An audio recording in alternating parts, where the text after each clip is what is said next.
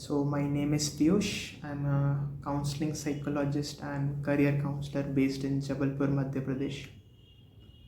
Today morning, I received a call from Delhi. So, a father was talking in regards to his son for a career counseling. They asked me details about how I do career counseling, when would be the next session available for their son, what is my approach to career counseling, and then finally, what is the fee.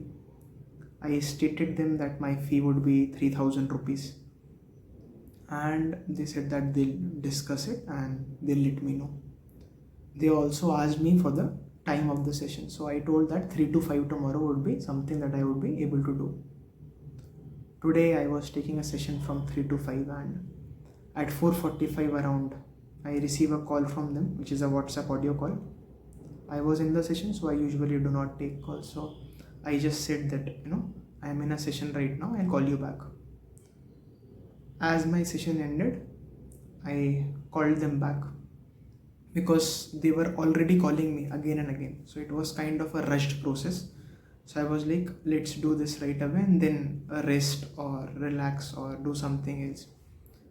So even before sending the messages and details that I wanted to share with my present session, I took that call because of their urgency that they created of missed calls. I called them and they were like, sir, actually I have to leave for Kashmir and Kashmir has network issues, so my son would be taking a counseling session tomorrow, but kindly receive the payment from my end right away because I have to leave for the airport. I'm like, fine enough. And they were like, please, and it's all happening over a WhatsApp audio call because they were always calling me from WhatsApp audio, so I just replied over the WhatsApp audio call. And I'm talking to them and he's like, sir, I'm going to send you 10 rupees before. So he sent me 10 rupees and I was like, on the notification we slide and it's like very clear 10 rupees has been received. I'm like, good enough. And then he asked me like, sir, what is the remaining amount? So I was like 2990 rupees. So they obliged and they made a payment, and I saw a message arriving on my phone and it was like 29,990 rupees. So I was like, sir, you made a mistake. And then his voice changed that, oh, sir, sorry, sir, please send the remaining amount back, sir. I was like, yes, sir, I'll just do that. At that point of time, I went to check in my bank account. So the passbook of Central Bank of India, I went and I was like, okay, neither the 10 rupees, neither the 29,990 rupees were received.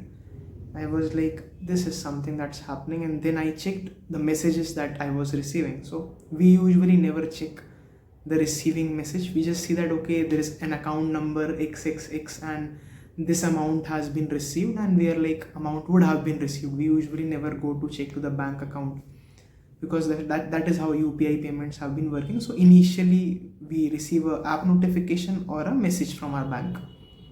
So these people, what they are doing is they are sending messages from their own number. So I saved their contact info with their name. They sent me a message which is seemingly looking like a message coming from the bank. Exactly, this much amount has been credited to your account number. They made it different and there were some hidden X's and then there was an account number, and we usually do not check that. We just see that, okay, amount has been received. And that was about that. And he was asking me for the money back, and I was, at that moment I felt like, sir, I understand what you're playing, so that's enough for now. And that was the fraud that I almost got into today. I would have gone to Google Pay, Phone Pay, and I would have made the remaining payment of 27,000 rupees to them, and I would have lost that amount. But that didn't happen because I just checked my passbook and then I checked that the messages were received not from the bank but from the individual's phone number itself.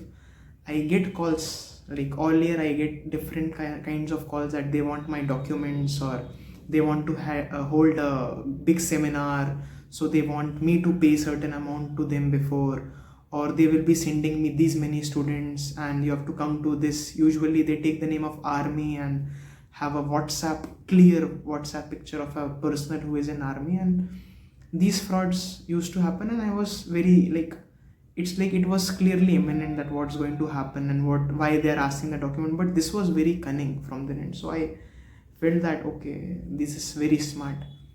So I just wanted to make you aware. I only have one regret, like it would have been a very big regret in regards to if I would have sent that 27,000. Right now I would not be making this video. I would be going to the police and I would be filing a complaint.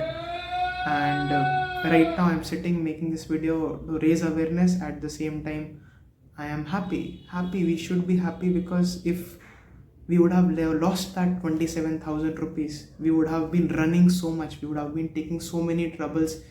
This story would have been a sad story, that how I lost 27,000 rupees. Going into the philosophical depths of life, we do not celebrate when we don't lose. If I would have lost, I would have been very sad. My energy and time would have been spent. I would have been a bit tensed. I would have to tell some people about this story and it would have been a sad story. Why aren't we celebrating this moment when we didn't suffer? So that is something that I wanted to make out, that in our life many things are going our way, but we are not grateful for that. We are sincerely critical about the things that are going wrong, which if you do and you are considering this philosophy of being happy and being sad, you should be celebrating so many things that you already have, right?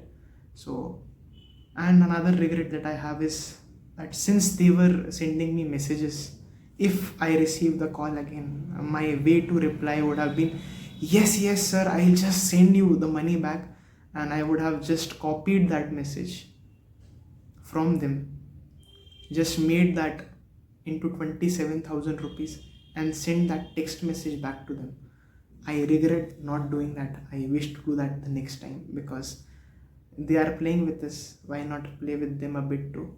So be aware and be cautious, and always check your bank account, your passbook, your GPay or PhonePe or Paytm app, and understand that they do it very well. So they knew the time of my counseling session, they made it urgent, they made a story of Kashmir network issue, and they hastened the process in a manner at the most particular time which they already took from me.